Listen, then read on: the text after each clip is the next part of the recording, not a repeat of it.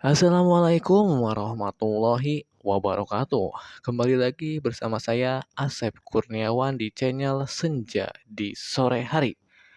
Di mana channel ini akan senantiasa menghibur dan menyajikan berbagai macam kisah mistis dan horor untuk para pemirsa yang senantiasa menyukai kisah-kisah horor.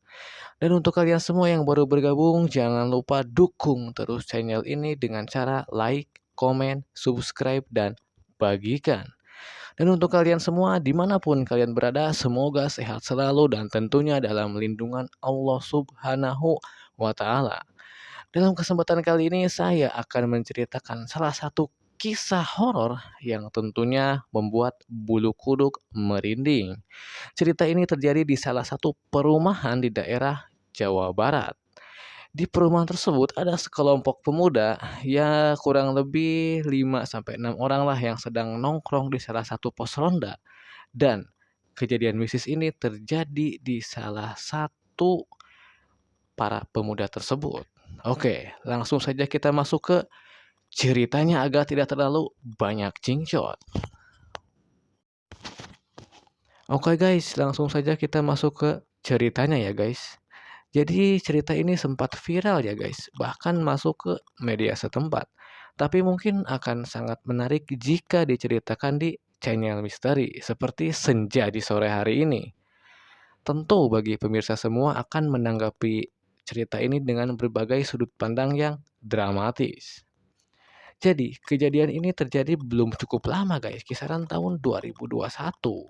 Nah, di sini saya akan menceritakan berdasarkan sudut pandang pemuda yang bernama Igoy. Oke, langsung aja biar nggak banyak cincot. Tanggal 21 Januari 2021, ketika itu saya yang bernama Igoy sedang berkumpul dengan teman-teman saya di salah satu saung atau pos ronda yang tak jauh dari rumah saya. Yang mengalami kejadian mistis sekaligus pelaku utama dalam cerita ini adalah teman saya sendiri yang namanya saya samarkan sebut saja Ali. Jadi, ketika itu kisaran pukul 20.00 saya, Ali, dan teman-teman sedang berkumpul di pos tersebut. Kami di situ biasalah ya layaknya anak muda ngobrolin masalah pengangguran, ngobrolin masalah pekerjaan, ngobrolin masalah macam-macam lah guys, masalah hantu lah, masalah, ekonomi lah, masalah top system lah, masalah segala macam lah ya guys ya. Dan sambil gitar-gitar, nyanyi, dan ngopi, dan tak lama kami berbincang-bincang, kisaran pukul 23.00 kami pun bubar. Ketika bubar, kebetulan Ali rumahnya cukup jauh ya guys ya. Dan pada saat itu, Ali pulang menggunakan sepeda motor matic dengan knalpot yang cukup bising. Kalau dulu disebutnya sepeda motor dengan knalpot bobokan ya guys, yang dipotong tengah-tengah pipanya, tengah-tengah knalpotnya ya guys. Dan ketika Ali akan pulang, di saat semua teman telah bubar, tak jauh dari tempat kami berkumpul, tak jauh dari pos ronda tersebut, Ali bertemu dengan kakek-kakek dan terjadilah percakapan antara mereka. Ali menanya kepada kakek-kakek tersebut, "Kek, mau kemana kek?" Dan kakek tersebut pun menjawab dengan nada datar, "Mau ke sana," menunjuk ke arah utara. Dan Ali pun gak punya pikiran apa-apa ya guys. Dan Ali pun langsung menjawab, "Ya udah kek, bareng aja sama saya kek." Karena merasa searah dengan rumahnya Ali, Ali pun mengajak bareng kakek-kakek tersebut pulang. Dan tak lama setelah itu, di perjalanan, kakek-kakek tersebut menepuk pahanya Ali dan seketika motor berhenti. Dan Ali mendapati dirinya berada di sebuah pasar malam yang ada pagelaran wayangnya guys. Kemudian Ali pun mendapati kakek tersebut sudah tidak ada guys. Ali pun menonton pertunjukan wayang hingga larut malam. Karena melihat bentuk wayangnya bagus, unik, dan aneh, Ali pun mendekat dan memegangnya. Namun, ini merinding guys, serius. Namun, ketika dipegang, seketika wayang tersebut berubah menjadi batu nisan. Dan nisan tersebut adalah nisan teman-teman kami semua yang meninggal belum cukup lama karena kecelakaan. Seketika Ali sadar bahwa ia ada di makam yang lokasinya cukup jauh dari rumah saya. Yang sekeliling itu hutan, guys. Meskipun bukan hutan yang belum terjamah manusia, tapi ini hutan, guys. Hutan yang di tengah-tengahnya itu makam, guys. Ngeri nggak tuh? Sedep, guys. Ali pun berbalik arah dan di sepanjang jalan ia bertemu dua sosok perempuan berwajah merah. Ali pun berlari ketakutan karena ketika si Ali nonton pagelaran wayang ini, ketika si Ali menonton pagelaran wayang, motornya ia parkir nggak tahu tuh di mana. Jadi di posisi saat ini dia udah nggak naik motor, dia udah jalan kaki. Ketika Ali bertemu dengan dua sosok perempuan berwajah merah, Ali pun berlari ketakutan karena dua sosok perempuan berwajah merah tersebut mengejar Ali. Sehingga tak lama berselang setelah Ali berlari, Ali mendapati jalan yang ia susuri justru mengarah ke dekat jurang. Ali pun panik dan sempat terperosok beberapa kali. Akhirnya Ali pun menemukan jalan yang ia susuri ternyata berada di jalan yang mengarah ke tempat saya tinggal. Tak lama setelah itu, Ali pun sampai di rumah saya kisaran pukul 01.30 pagi ya guys. Masih tengah malam itu. Di situ Ali panik dan menggedor-gedor rumah saya. Sehingga ayah saya pun terasa terganggu. Ketika itu saya sudah tidur dan ayah saya pun membuka pintu dan bingung melihat orang bertamu malam-malam dengan keadaan seperti linglung dan baju yang sangat kotor. Ali pun bercakap-cakap dengan ayah saya. Di situ Ali berbicara kepada ayah saya, "Pak, Pak, tolong Pak, saya habis dikejar-kejar kuntilanak Pak." Dan ayah saya pun tidak percaya karena melihat Ali seperti orang linglung. Tak lama pun saya terbangun dan bertanya kepada Ali, "Oi, Li, apa yang terjadi dan kemana motor kamu, Li?" Ali pun menjawab, Goy, tolong Goy, motor ada di parit Goy, tolong dibantu mengangkatnya." Saya, ayah saya, dan Ali pun bergegas menuju lokasi di mana motor Ali berada.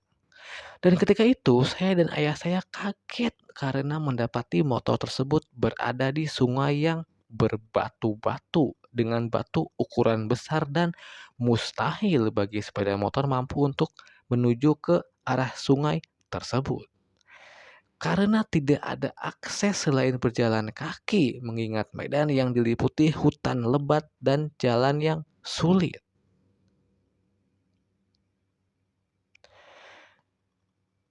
Ngeri guys, ini guys, serius. Jadi cerita sedikit ya guys.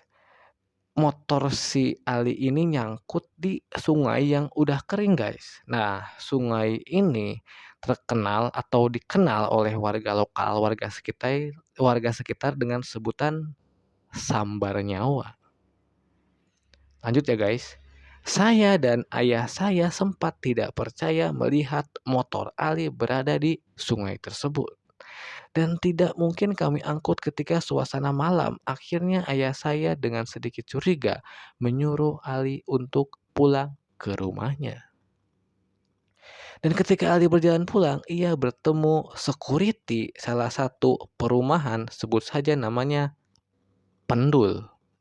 Jadi guys, perumahan tempat kejadian eh, kisah ini bersampingan dengan perumahan yang lain ya guys. Nah, ketika si Ali berjalan arah pulang, dia bertemu dengan security dari perumahan lain. Nah, namanya si Pendul ini ya guys. Di situ pun Ali menceritakan peristiwa yang baru saja terjadi. kepada Pendul. Dan Pendul berjanji akan menolongnya ketika pagi hari tiba dan menyuruh Ali untuk beristirahat di pos security. Nah ini guys, jiwa security yang sejati, baik hati dan suka menolong. Lanjut ya guys. Paginya, Ali dibangunkan dan diajak oleh Pendul ke rumah saya untuk bertemu dengan ayah saya. Dan di situ kedua kalinya Ali menceritakan kejadian hal yang sama. Dan kemudian kami bersama-sama berjalan ke arah TKP motor Ali berada di sekitar jam 08.00 pagi. Dan karena tidak bisa untuk ditunggangi, diputuskan motor Ali diangkut dan digotong oleh kami semua. Setelah kejadian tersebut, beberapa warga mengaku kisaran tengah malam mendengar suara motor dengan knalpot bising bulak-balik, bulak-balik, bulak-balik, bulak-balik. Dan teman-teman saya yang tidak ikut nongkrong pun ketika itu pun mendengar hal yang sama. Seolah sudah tahu bahwa yang bulak-balik tersebut adalah sepeda motor Ali. Karena dengan ciri khas suara knalpotnya yang bising itu. Dan ini sedikit ya guys tambahan, jadi di perumahan tersebut kisaran tahun 2007 ada seorang ibu-ibu yang pulang dari pasar melihat kuntilanak masuk ke dalam pohon nangka. Jadi perumahan ini kayaknya angker ya guys, banyaklah kisah-kisahnya ini. Kisaran tahun 2009 ada salah satu warga yang hendak membeli mie tek-tek ya guys, kisaran tengah malam, dan setelah ia mengambil piring ternyata tukang mie tek-tek itu sudah tidak ada. Ngeri juga ya guys ini perumahan. Dan pada tahun 2014, pemuda setempat ketika berkumpul malam hari sering mendengar suara gamelan kisaran tengah malam pukul 00.30. Wah, ngeri guys ini guys.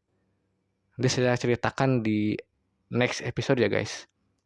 Jadi seperti itulah guys. Akhirnya motor si Ali ini bisa diangkut dengan bantuan Pendul, ayahnya Igoy dan kawan-kawan yang lain. Dan kejadian ini sempat viral ya guys di perumahan tersebut dan sempat masuk ke koran setempat ya, media massa setempat. Dan setelah kejadian ini Igoy sering kedatangan tamu dari orang-orang yang menanyakan hal-hal gak jelas seperti menanyakan nomor togel atau meminta petunjuk atau apalah, saya nggak tahu ya guys. Oke, cukup sekian ya guys dari cerita yang begitu memilukan ini ya guys. Bahwasanya kita hidup berdampingan dengan alam yang gaib ya guys. Dan tak semuanya bisa dijelaskan oleh keterbatasan intelijensi akal manusia ya guys.